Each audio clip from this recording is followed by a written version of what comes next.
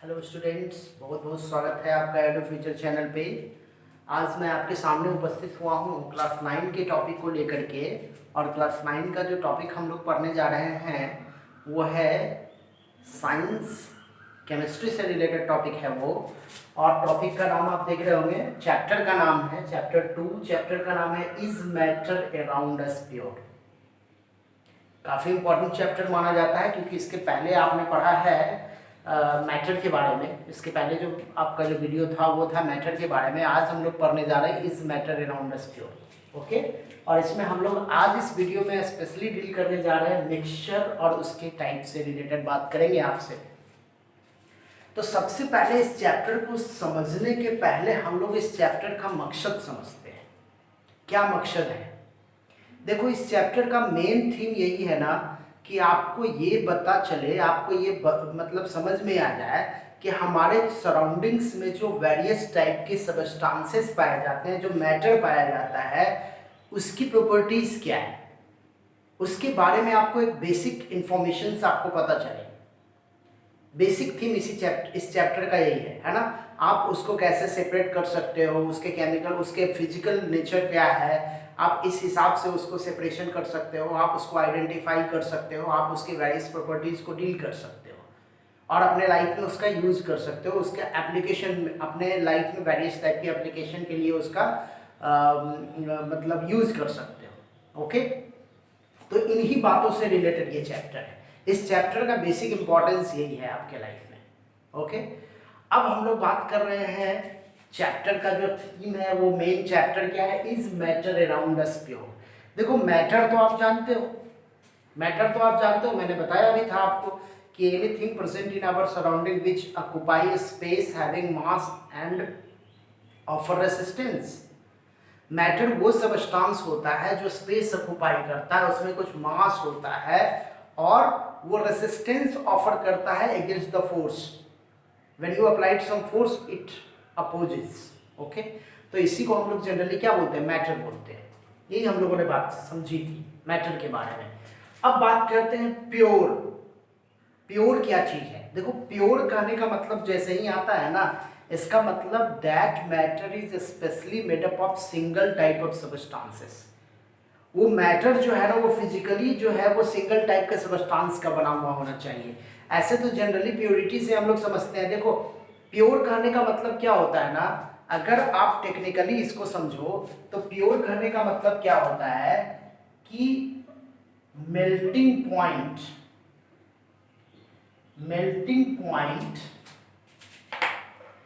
और क्या, boiling point. देखो, एक प्योर सबस्टांस जो होता है ना, उसका मेल्टिंग पॉइंट और बॉइलिंग पॉइंट फिक्स होता है। ये क्या होता है? फिक्स होता है। ये एक कॉमन सेंस में जाना जाता है इस चीज को कि अगर कोई सबस्टांस जिसका मेल्टिंग और बॉइलिंग पॉइंट, सबस्टांस के सैंपल का मेल्टिंग और बॉइलिंग पॉइंट हमेशा फिक्स सिंपल शो आउट कर रहा है, it means that is pure substance. लेकिन जैसे ही आप उसमें कुछ इम्प्योरिटी मिलाते हो ना, तो इससे क्या होता है, उसके मेल्टिंग और बॉइलिंग पॉइंट पे कुछ इफेक्ट पड़ता है। जैसे प्योर वाटर है तो प्योर वाटर का मेल्टिंग पॉइंट क्या होगा, तो 0 डिग्री सेल्सियस। उसका बॉइलिंग पॉइंट क्या होगा, 100 डिग्री सेल्सियस। लेकिन जैसे ही इस वाटर में आप कुछ एक्स्ट्रा चीज मिलाते हो, कुछ इम्प्योरिटी मिलाते हो, तो क्या होता है, उसका मेल्टिंग और बॉइलिंग पॉइंट चेंज कर जाएगा। तो एक प्योर सबस्टांस का जो मेल्टिंग और बॉइलिंग पॉइंट होता है वो हमेशा और हमेशा फिक्स होता है। ये कॉमन बात है। ओके, आप कह सकते हो, बेसिकली हम लोग इसके थ्रू इसको समझ सकते हैं। ठीक, आगे हम लोग बात कर लेते हैं कि एक प्योर सबस्टांस को हम लोग इन जनरल सेंस में कैसे कह सकते हैं कि वो सबस्टांस प्योर है।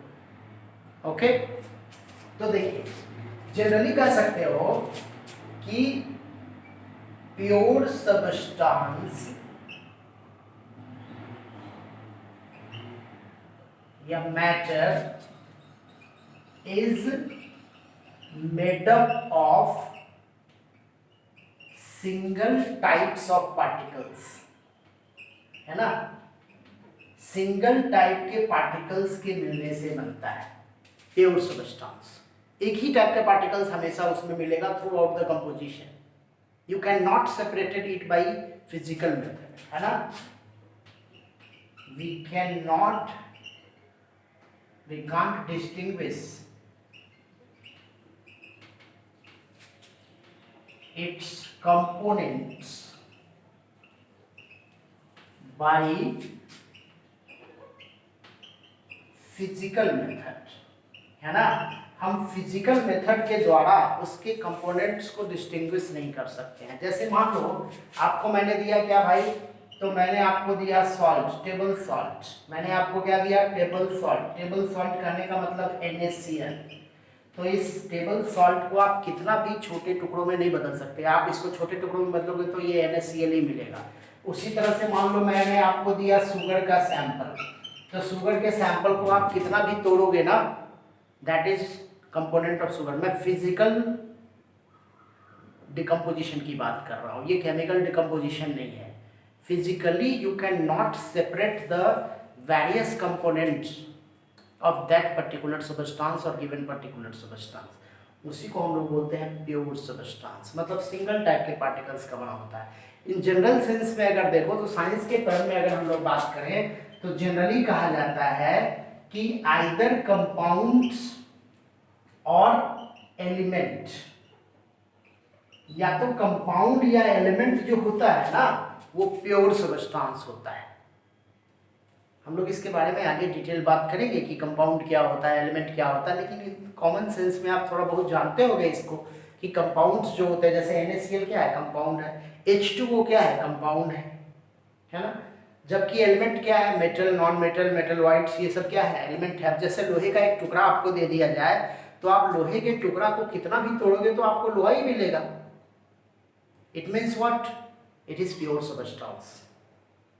लेकिन अगर आपको दे दिया जाए सॉफ्ट ड्रिंक्स, आपको कोल्ड ड्रिंक्स दे दिया जाए और कहा जाए कि भाई इसको डिस्टिंग्विश करो, इसको वेरियस कंपोनेंट्स में आप तोड़ो, तो आसान है ना।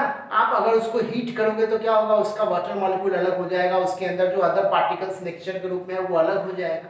इसका मतलब क्या है, वो इम्प्योर सबस्टांस है, वो प्योर सबस्टांस नहीं है ना। तो प्योर सबस्टांस कहने का मतलब क्या होता है कि वो बेसिकली एक ही टाइप के कंपोनेंट्स के मिलने से बनता है, उसको हम लोग बोलते हैं प्योर सबस्टांस। जबकि इम्प्योर सबस्टांस क्या होगा, more than one type of pure substance के मिलने से बनेगा। जब एक या एक से ज्यादा टाइप के प्योर सबस्टांस आपस में मिलेंगे ना तो उसको हम लोग बोलेंगे इम्प्योर सबस्टांस। क्लियर है बात। तो प्योर सबस्टांस के बारे में हमको दो तीन बातें क्या पता चली, आपको याद रखने लायक चीज क्या है कि प्योर सबस्टांस का मेल्टिंग और बॉइलिंग पॉइंट हमेशा और हमेशा फिक्स होगा। पहली बात तो आपको ये याद रखनी है। दूसरी बात आपको क्या याद रखना है कि प्योर सबस्टांस जो होता है वो एक ही टाइप के कंपोनेंट के मिलने से बनता है। नो टू और more than two type of substances are mixed together. Okay. तीसरी बात आपको क्या याद रखना है कि there are no any physical method which can distinguish the pure substance into various types of components। Physical method के द्वारा आप उसके वेरियस कंपोनेंट्स को अलग नहीं कर सकते हैं। तो ये बेसिक बातें आपको प्योर सबस्टांस के बारे में याद रखनी है। वहीं भी अगर हम लोग इम्प्योर सबस्टांस को देखें तो उसका मेल्टिंग और बॉइलिंग पॉइंट वेरी करेगा, उसके डिफरेंट सैंपल का मेल्टिंग और बॉइलिंग पॉइंट वेरी करेगा। ठीक, तो हम लोग बोलेंगे इम्प्योर सबस्टांस, पहली बात। दूसरी बात क्या, उसमें कंपोनेंट्स अलग अलग होंगे, वो सिंगल टाइप के कंपोनेंट के मिलने से नहीं बनेगा। आप फिजिकली उसके कंपोनेंट्स को डिस्टिंग्विश कर सकते हो, ये भी एक इंपॉर्टेंट बात है इम्प्योर सबस्टांस के बारे में। तो ये आप बेसिकली थोड़ा बहुत आपको आइडिया हो गया होगा कि प्योर सबस्टांस क्या होता है और इम्प्योर सबस्टांस क्या होता है। अब आगे बढ़ते हैं हम लोग।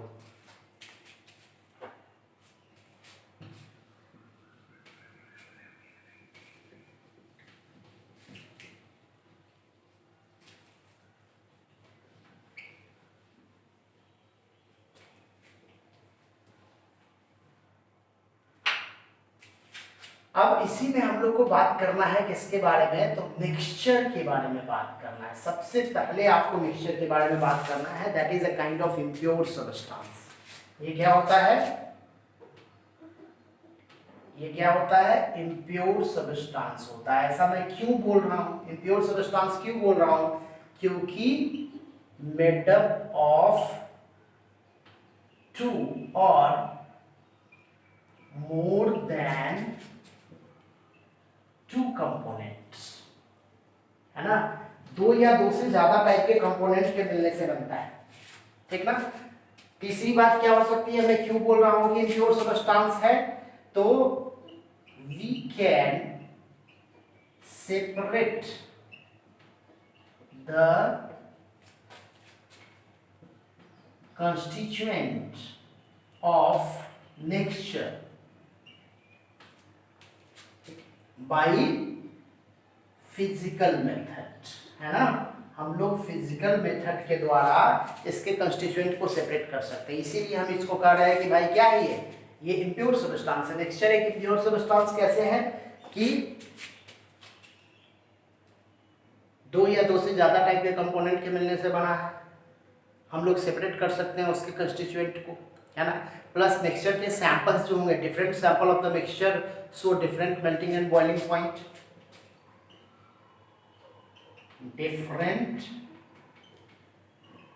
sample of mixture of same substance so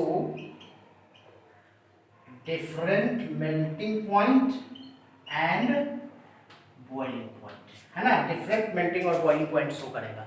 जैसे एग्जांपल के थ्रू देखते हैं, अगर मान लो हम वाटर का सैंपल ले रहे हैं, है ना। वाटर का 3 सैंपल हमने लिया, ए बी सी। मान लो 3 वाटर का सैंपल आपने लिया, अलग अलग लोकेशन से, डिफरेंट लोकेशन से आपने ये सैंपल लिया है। मान लो हमने लिया सी वाटर, हमने लिया प्योर वाटर। प्योर वाटर मतलब डिस्टिल्ड वाटर जिसको हम लोग बोल रहे हैं, मैं लिख देता हूं। हमने लिया डिस्टिल्ड वाटर और हमने लिया क्या भाई, तो टैप वाटर। तो आपको पता होना चाहिए कि जब आप क्लिनिकल थर्मोमीटर का यूज करके, सॉरी लैब थर्मोमीटर का यूज करके आप इस तीनों के टेम्परेचर को लेते हुए जब आप इसको हीट प्रोवाइड करोगे ना, तो आपको अलग अलग बॉइलिंग पॉइंट मिलेगा तीनों वाटर सैंपल का। इसका मतलब क्या है, तो तीनों वाटर ही ना। तो प्योर वाटर का तो आपको 100 डिग्री सेल्सियस मिलेगा, ये तो फिक्स है। लेकिन ये दोनों सैंपल का आपको 100 डिग्री सेल्सियस से ज़्यादा भी हो सकता है, कम भी हो सकता है। मतलब ये दोनों का जो मेल्टिंग और बॉइलिंग पॉइंट होगा वो चेंज कर जाएगा। क्यों? क्योंकि ये इम्प्योर सब्सटेंस है, प्योर सब्सटेंस नहीं है। जबकि मिडिल वाला जो मैंने लिया है डिस्टिल्ड वाटर, ये क्या है, प्योर सब्सटेंस है, ये कंपाउंड है, H2O का बना हुआ है। तो ये इंपॉर्टेंट बात है इसका। ओके, अब देखिए इसी से रिलेटेड एक एक्टिविटी आपके बुक में दिया हुआ है एनसीईआरटी में, हम लोग उसको डील कर लेते हैं।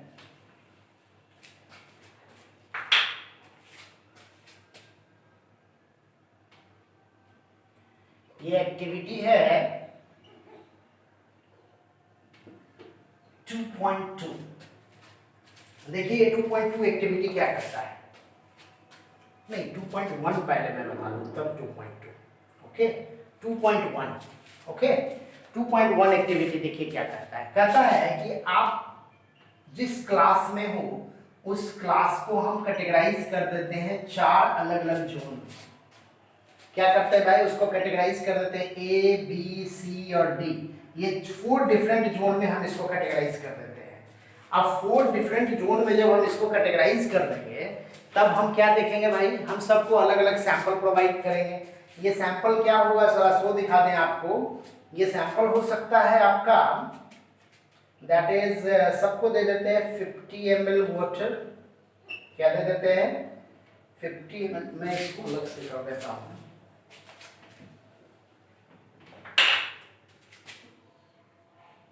एक बीकर प्रोवाइड कर देते हैं सबको, कंटेनर प्रोवाइड कर देते हैं, ठीक है। ओके, और क्या डालते हैं इसमें 50 ml वाटर डाल देते हैं।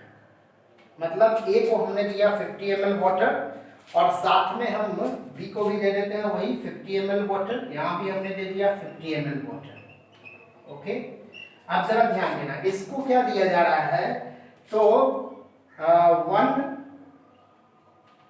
वन स्पेटुला कॉपर सल्फेट दे देते हैं। कॉपर सल्फेट का कलर ब्लू होता है, मैं लिख देता हूं यहाँ पे कॉपर सल्फेट CuSO4 5H2O, इसको बोलते हैं कॉपर सल्फेट क्रिस्टल, या इसी को बोलते हैं हम लोग ब्लू विट्रॉल।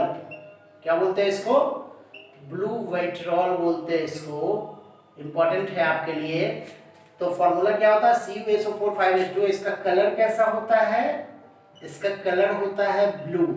ओके, तो जो ए जो ग्रुप के जो मतलब स्टूडेंट्स थे उनको दे दिया गया 1 स्पैटुला ऑफ कॉपर सल्फेट, जबकि बी ग्रुप को दिया गया 2 स्पैटुला CuSO4 5H2, 2 स्पैटुला दे दिया गया। ओके, और अगर हम लोग सी और डी को देखते हैं तो इसको हम कुछ और प्रोवाइड कर रहे हैं, दैट इज कॉपर सल्फेट दे देते हैं CuSO4 प्लस पोटासियम परमैंगनेट लिया गया है, KMnO4 ले लेते हैं हम लोग, पोटासियम परमैंगनेट ले लेते हैं। ओके, और या फिर हम ले लेते हैं इसके अलावा और क्या लिया जा सकता है, तो NaCl इसका मिक्सचर ले लेते हैं। Given sample of water 50 ml 50 ml। Okay, कुछ ऐसा किया गया है। ठीक, अब हम लोग क्या देखते हैं, अब हम लोग क्या पाएंगे, देखिए जब 50 ml, जब ये जो ग्रुप के बच्चे होंगे, जो ए ग्रुप के बच्चे होंगे, वो जब 50 ml वाटर में कॉपर सल्फेट पोर्ड करेंगे, उसको डालेंगे, वो घुलेगा। उसी तरह से 50 ml में 2 स्पैटुला हमने डाला है ना। तो आप देखिएगा इसका कलर और इसके कलर में थोड़ा अंतर होगा, है ना। Colour of A is fainted then क्या बी, क्योंकि बी का जो कलर होगा वो थोड़ा क्या होगा, डार्क होगा, है ना। ये हमको एक ऑब्जर्वेशन यहाँ पे मिलेगा। ठीक है, ओके। वहीं पे अगर आप देखिएगा copper sulphate, KMnO4, potassium permanganate और सोडियम क्लोराइड जिसको दिया गया है, उसका ये नेचर कुछ अलग होगा, उसका जो प्रॉपर्टीज होगा, उसका जो कलर का नेचर होगा वो डिफरेंट होगा। मतलब ये दोनों का कलर क्या होगा, different from A and B group. B और ए के ग्रुप से ये क्या होगा, थोड़ा सा अलग होगा, कुछ ऐसा कंडीशन होगा। ठीक ना। अब जरा ध्यान देना है क्या कि आप देखो कि जब आप इस कंटेनर के बाद मतलब ए ग्रुप का जो डेटा है और बी ग्रुप के जो डेटा है उसको अगर हम लोग प्रॉपर वे में स्टडी करें तो हम क्या पाएंगे कि ये दोनों जो है ना वो होमोजेनस मिक्सचर होगा। होमोजेनस मैं क्यों बोल रहा हूँ, मैं इसलिए बोल रहा हूँ क्योंकि through out the composition water का और कॉपर सल्फेट का सेम है। मतलब ब्लू विट्रोल और वाटर का कंपोजिशन क्या है, सेम है। जबकि सी और डी का जो कंपोजिशन होगा वो थ्रू आउट सेम नहीं होगा। हो सकता है उसके सैंपल में, जो सी और डी ने जो सैंपल लिया उसके सैंपल में कहीं पे CuSO4 ज़्यादा हो तो कहीं पे KMnO4 ज़्यादा हो तो कहीं पे NaCl ज़्यादा हो, मतलब कंपोजिशन थ्रू आउट सेम नहीं मिलेगा। ठीक ना। तो हमने मिक्सचर को कैटेगराइज किया on the basis of activity 2.1। मतलब हमने क्या कैटेगराइज किया कि मिक्सचर को हम कैटेगराइज कर सकते हैं on the basis of their composition through out the same और नॉट। अगर कंपोजिशन थ्रू आउट सेम है तो हम लोग क्या बोलेंगे, होमोजेनस मिक्सचर। अगर कंपोजिशन थ्रू आउट सेम नहीं है तो हम लोग क्या बोलेंगे, हेट्रोजेनस मिक्सचर। ये दो टाइप के मिक्सचर का पता चल रहा है आपको, ये आप समझ गए होंगे। देखिए मैं कैटेगराइज कर रहा हूँ, ये भी डेटा आपके लिए इंपॉर्टेंट है। अब मैं कैटेगराइज कर रहा हूँ इसको।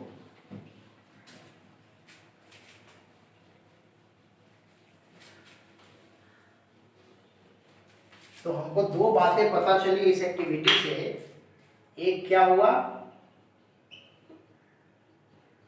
होमोजेनस मिक्सचर, और एक हमको क्या मिला,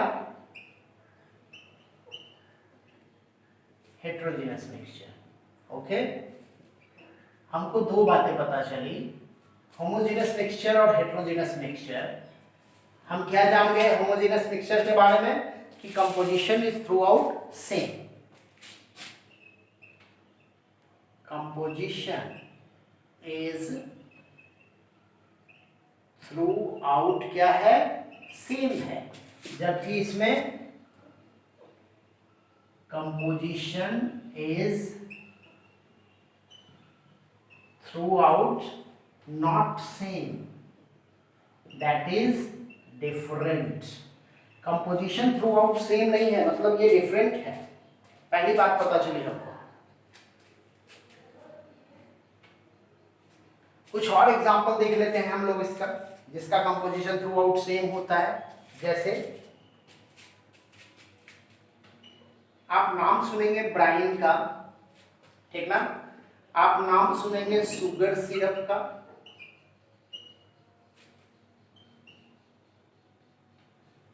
आप और क्या कर सकते हो, ब्राइन हो गया, शुगर सिरप हो गया, आप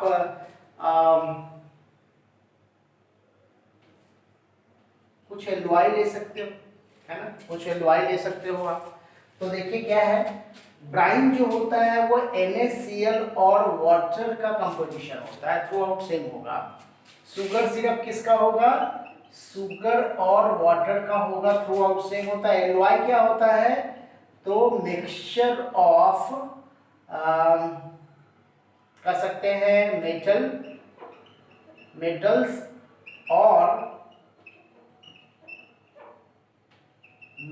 और नॉन मेटल्स, है ना, इसका मिक्सचर को हम लोग बोलते हैं एलुआई। तो ये सब क्या होता है, होमोजेनस मिक्सचर होता है, मतलब जब कंपोजिशन क्या हो, थ्रू आउट सेम हो। बट एक चीज याद रखना है, this are not a pure substance, क्योंकि फिजिकल मेथड के द्वारा इस सारे कंपोनेंट को आप अलग कर सकते हो।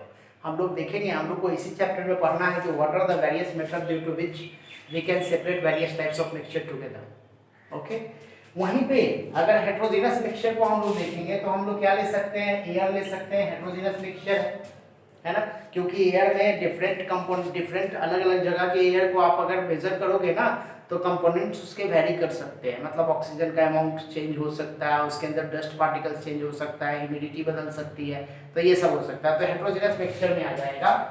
और क्या ले सकते हैं,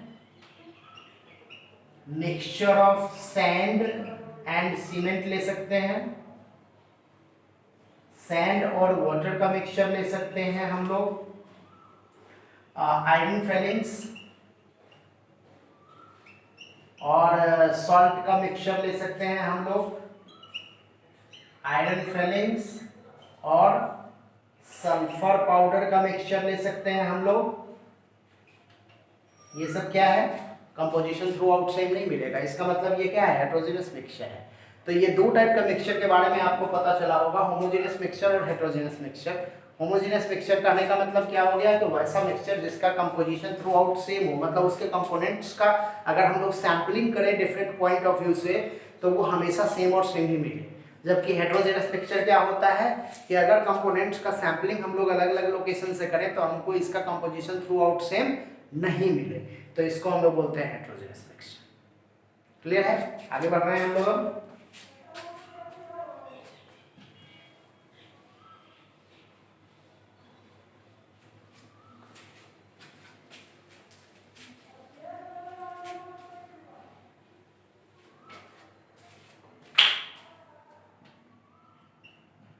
अब हम लोग बात कर रहे हैं एक्टिविटी 2.2।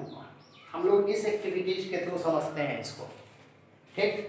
तो एक्टिविटी 2.2 को अगर आप देखिएगा, फिर से वही करते हैं हम लोग कि क्लास के जो बच्चे हैं उसको हम कैटेगराइज कर देते हैं 5-4 अलग अलग कैटेगरीज में। फिर से वही ABCD जो एक्टिविटी 2.1 में हमने किया था, है ना, 4 अलग अलग कैटेगरीज में हम बच्चों को बांट लेते हैं, ठीक। अब इस 4 अलग अलग कैटेगरीज के बच्चों को हम क्या करते हैं, जरा ध्यान दीजिए, ये सबको हम बीकर प्रोवाइड कर देते हैं भाई,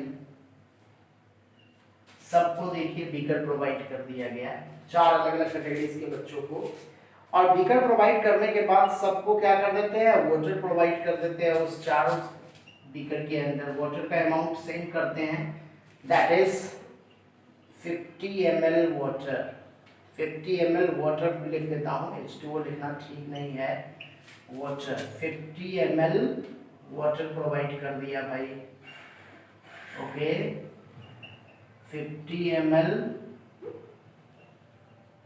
वाटर प्रोवाइड कर दिया, ठीक, सबको 50 ml वाटर दे दिया। अब इस 50 ml वाटर में हम डिफरेंट सैंपलिंग करेंगे, जैसे क्या, एक ग्रुप के जो बच्चे हैं उनको हमने दे दिया क्या, क्रिस्टल ऑफ CuSO4 5H2O। याद होगा आपको कि इसका कलर कैसा होता है, ब्लू होता है, इसका क्रिस्टल का कलर कैसा होता है? ब्लू होता है ना? तो हमने ये प्रोवाइड कर दिया। दूसरे को हम क्या देंगे भाई?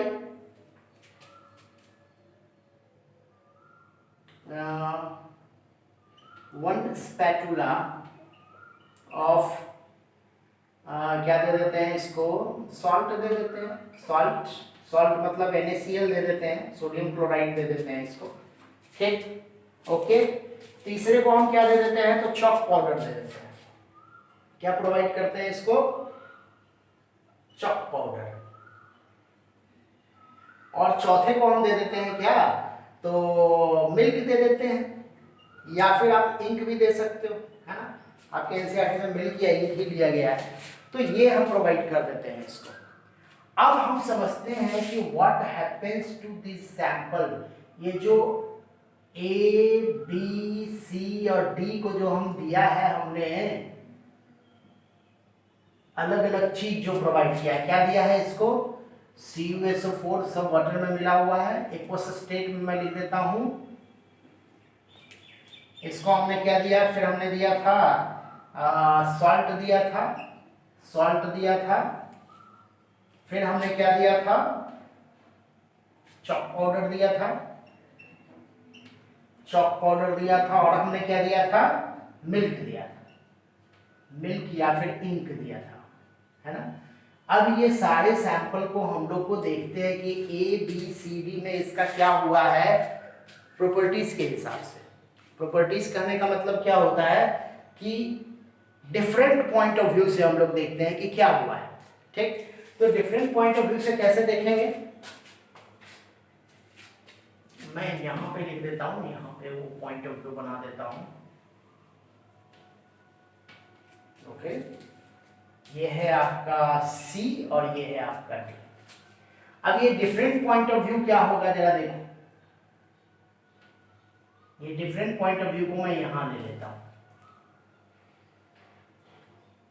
सबसे पहले हम लोग क्या करते हैं? लाइट का सोर्स डालते हैं। लाइट का मैं सोर्स डालता हूं इसके ऊपर। अब देखिए, जब लाइट आप डालोगे तो copper sulphate, salt, chalk powder और मिल्क में आप देखिएगा तो ए में क्या होगा? तो आप पाओगे ये ट्रांसपेरेंट होगा, there are no any effect. ए में ये क्या होगा? क्या होगा? आपको ट्रांसपेरेंट मिलेगा। ठीक, बी में क्या मिलेगा? देखिए बी का सॉल्ट था, है ना? तो बी में भी क्या मिलेगा? ट्रांसपेरेंट ही मिलेगा। यहां भी आपको ट्रांसपेरेंट ही मिलेगा। लेकिन सी में क्या ट्रांसपेरेंट मिलेगा? सी में आप देखोगे लाइट का आपको पाथ नजर आएगा। हम लोग बाद में बात करेंगे अगले वीडियो में कि आखिर ये पाथ क्या होता है। एक्चुअली में that is called scattering of light. तो यहां पे मैं लिख देता हूं पाथ विजिबल, इसका पाथ विजिबल होगा। ठीक, ओके।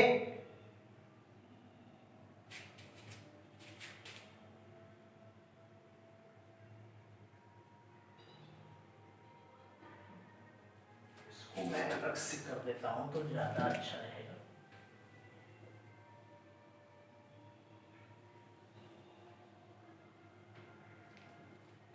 ये मैं डाटा एक अलग से बना देता हूं आपके लिए।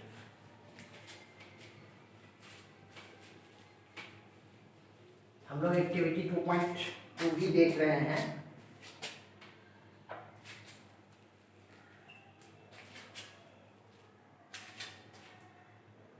यहाँ पे मैं ABCD कर देता हूँ और यहाँ पे मैं लिख देता हूँ ए कॉपर सल्फेट। ए के पास क्या था? CuSO4। बी के पास क्या था? NaCl। सी के पास क्या था? Chalk powder. और डी के पास क्या था? मिल्क और इंक। ठीक ना? ओके, अब मैं यहाँ कर देता हूँ। मैं लाइट दे रहा था सबसे पहले, इस तरह से हम लोग बात कर लेंगे, ज़्यादा अच्छा होगा।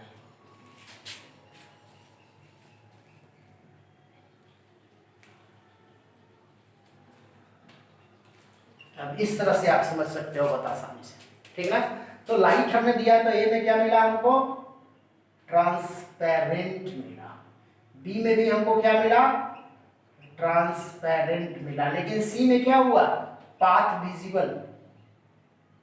इसका पाथ हमको विजिबल मिला और इसका भी पाथ आपको विजिबल मिलेगा, इसका भी पाथ आपको विजिबल मिलेगा। हम लोग बात कर लेंगे कि पाथ विजिबल का मतलब क्या होता है, स्कैटरिंग ऑफ लाइट या टिंडल इफेक्ट बोलते हैं उसको, ये आगे हम लोग वीडियो में पढ़ेंगे। ओके, जब हमने लाइट दिया तो हमको कुछ ऐसा बात पता चला है।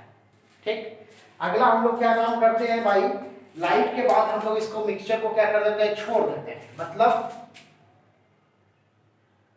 रिमेन अनडिस्टर्ब रखते हैं, रिमेन अनडिस्टर्ब रखते हैं। तो जब अनडिस्टर्ब रखेंगे तब क्या होगा भाई, अब देखो जब आप इसको अनडिस्टर्ब रखोगे तो आप पाओगे कि इसमें कोई चेंजेस नहीं होगा, नो चेंज, नो चेंज।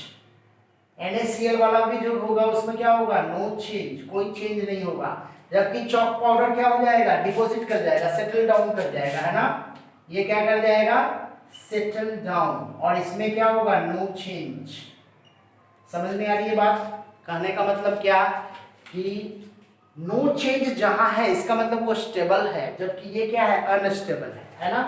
तो ये क्या है, स्टेबल है क्योंकि कोई चेंज नहीं हुआ, ये भी क्या है, स्टेबल है, कोई चेंज नहीं हुआ, सेटल डाउन कर गया। सेटल डाउन करने का मतलब क्या, अनस्टेबल है, ये क्या है, अनस्टेबल है, और ये भी मेरा क्या होगा, नो चेंज, इसका मतलब क्या हो गया, स्टेबल है। समझ में आ रही है बात। तो कॉपर सल्फेट का सॉल्यूशन हो गया, सोडियम क्लोराइड का सॉल्यूशन हो गया, चॉक पाउडर का सॉल्यूशन, और मिल्क या इंक का सॉल्यूशन जो होता है, मतलब मिक्सचर जो होता है वाटर के साथ, अगर ये कॉपर सल्फेट और सोडियम क्लोराइड वाले को आप छोड़ देते हो तो कोई चेंज नहीं होगा, मतलब there are no any deposition obtained you will at the bottom of the container. जबकि मिल्क और इंक वाला भी जो होगा वो भी आपको कोई चेंजेस नहीं होने जा रहा है, इसका मतलब क्या, वो स्टेबल है। और जबकि चॉक पाउडर जो होगा वो क्या होगा, नीचे से सेटल डाउन कर जाएगा। ठीक, ओके। अब हम लोग क्या बात करते हैं भाई कि हम लोग इसको फिल्टर पेपर से गुजारते हैं। किससे गुजारते हैं, फिल्टर पेपर से गुजारते हैं। अब फिल्टर पेपर से गुजारेंगे तो क्या होगा, जरा ये देख लेते हैं। अब देखिए, जब फिल्टर पेपर से आप गुजारोगे तो क्या होगा, रेसिड्यू नहीं बचेगा, कॉपर सल्फेट का सॉल्यूशन आसानी से पास कर जाएगा, मतलब no residue, no residue, residue आपको नहीं मिलेगा। वहीं पे NaCl में भी आपको क्या, नो रेसिड्यू, कोई रेसिड्यू नहीं मिलने जा रहा है, इसमें भी आपको कोई रेसिड्यू नहीं मिलेगा। चॉक में आप देखिएगा तो रेसिड्यू मिलेगा, है ना, मतलब रेसिड्यू ऑब्टेन्ड, इसमें आपको रेसिड्यू मिल जाएगा। जबकि मिल्क और इंक में देखिएगा तो ये यहाँ भी आपको रेसिड्यू नहीं मिलेगा। अगर मान लो अनडिसॉल्व पार्टिकल है तो वो मिल सकता है, लेकिन बेसिकली नहीं मिलेगा। तो मैं लिख देता हूं कॉमनली नो रेसिड्यू।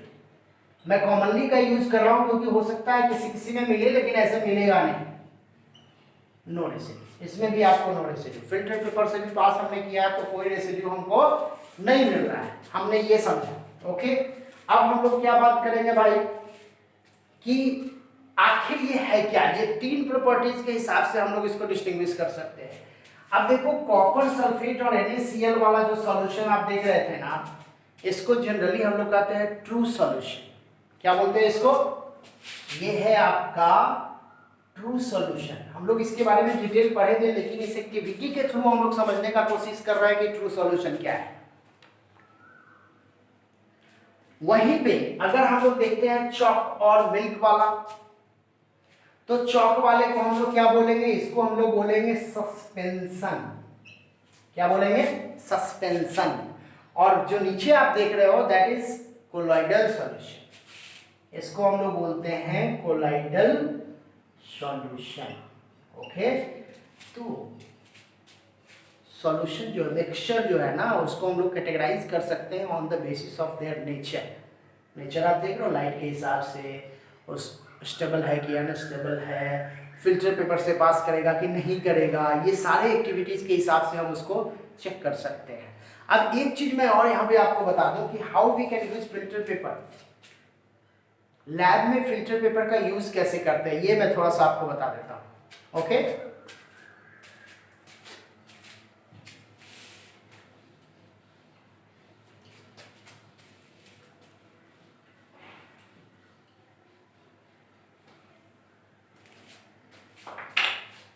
अब देखिए, अगर आपको फिल्टर पेपर का यूज करना है, मतलब किसी चीज को फिल्टर करना है, तो कैसे करते हैं? देखिए, फिल्टर पेपर जो आपको मिलेगा ना, वो ऑलमोस्ट इस टाइप का रहेगा, पूरा गोल टाइप का, ऐसे फिल्टर पेपर लगता है।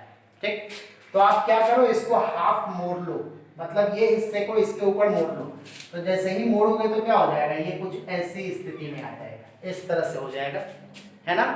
अब क्या करना है, इसको फिर मोड़ना है, कहाँ से? यहाँ से। देखो, यहाँ से मोड़ो आप। तो जैसे ही आप इसको मोड़ोगे तो क्या हो जाएगा, ये कुछ ऐसी स्थिति में आ जाएगा। देखिए, इस तरह से ऐसी स्थिति में आ जाएगा जब आप इसको मोड़ोगे तो, है ना। जब ये ऐसी स्थिति में आ जाए तब आप क्या कर सकते हो, इसको देखिए, जब आप ओपन करोगे ना, खोलोगे तो कुछ इस टाइप का शेप में ये बदल जाएगा, कुछ ऐसे शेप में, इस टाइप का शेप में बदल जाएगा, ये कोन टाइप का हो जाएगा। ओके, अब आपको क्या करना है, एक फनेल में इसको डालना है ना। इसको क्या कीजिए, एक फनेल के अंदर देखिए इस तरह से सेट कर दीजिए इसको। ये मान लो एक फनेल है, इस फनेल के इनर सरफेस पे आप थोड़ा सा वाटर लगा दो, जिससे वजह से ये आराम से उसके ऊपर पैक हो जाएगा, और तब इसके ऊपर इसको सेट कर दो। इसके ऊपर इसको क्या कर दो, ऐसे करके सेट कर दो। ठीक, इस तरह से आपका फिल्टरिंग यूनिट तैयार हो गया। जब फिल्टरिंग यूनिट तैयार हो जाए तो आप किसी चीज को फिल्टर करोगे तो तरीका क्या होगा आपका? देखो, आपको एक बीकर ले लेना है, जैसे मान लो ये एक बीकर है आपका, ओके।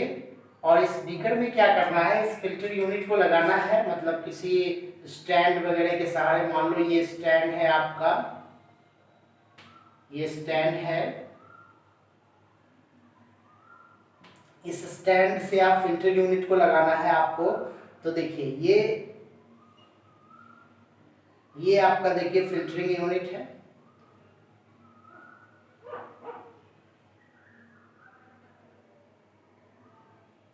ठीक। और इसके ऊपर देखिए आपने फिल्टर पेपर लगाया है, इस तरह से ऐसे फिल्टर पेपर लगा हुआ है, ये आपका फिल्टर पेपर लगा हुआ है, ठीक। तो आपको करना क्या है, एक ग्लास स्टैंड ले लेना है आपको, एक ग्लास का रॉड ले लेना है, सॉरी स्टैंड नहीं, एक ग्लास का रॉड ले लेना है इस तरह से। और इस ग्लास रॉड को क्या करो, इसके ऊपर इस तरह से टिका दो आप, और तब यहां से आप इसके ऊपर डालो क्या, जो आपके पास सैंपल है ना, उस सैंपल को आप यहां से इसके ऊपर डालो। मतलब जो भी आपके पास लिक्विड सैंपल है, उस सैंपल को यहां से इसके ऊपर आपको डालना है। इसकी वजह से क्या होगा, आसानी से ये फिल्ट्रेट यूनिट जो होगा वो आसानी से इसमें पास कर जाएगा। ये है लेबोरेटरी का बेसिक तरीका, जिसके थ्रू आप किसी चीज को, जो सैंपल आपको दिया हुआ है, जैसे मैंने अभी दिया था ना आपको कि किसका किसका सैंपल था, वो NaCl वाला सैंपल था, कॉपर सल्फेट वाला सैंपल था, वो सैंपल था किसका, तो चॉक पाउडर वाला सैंपल था वो आपका, फिर इंक और ये मिल्क वाला सैंपल था। तो इस सैंपल को आप इसी तरह से फिल्टर करके देख सकते हो। ये आपका तरीका है फिल्टर यूनिट का। तो इस तरह से आज के लिए हम लोग इतना ही बात कर रहे हैं इस वीडियो में। अगले वीडियो जो होगा इसका, उसमें हम लोग बात कर लेंगे वेरियस टाइप का, हम लोग सॉल्यूशन का मेन कॉन्सेप्ट पढ़ लेंगे कि व्हाट इज सॉल्यूशन एक्चुअली, जिसका हमने 2.2 एक्टिविटीज में हमने अलग अलग टाइप का जो प्रोसेस देखा उसको, ठीक। तो आई थिंक ये सारा टॉपिक आपको अच्छे ढंग से समझ में आ गया होगा। अगर ये टॉपिक आपको अच्छे ढंग से समझ में आ रहा है तो आप अपने दोस्तों को जरूर से जरूर शेयर कीजिए। और अगर अभी तक आपने इस चैनल को सब्सक्राइब नहीं किया है तो आप जरूर से जरूर चैनल को सब्सक्राइब कीजिए और बेल आइकन जरूर दबाइए। इससे आपको इस चैनल का नोटिफिकेशन मिलता रहेगा और आपको आसानी से बातें समझ में आएगी। ओके, तो बहुत बहुत धन्यवाद आप लोगों का एक बार फिर से एडू फ्यूचर पर बने रहने के लिए। Thank you.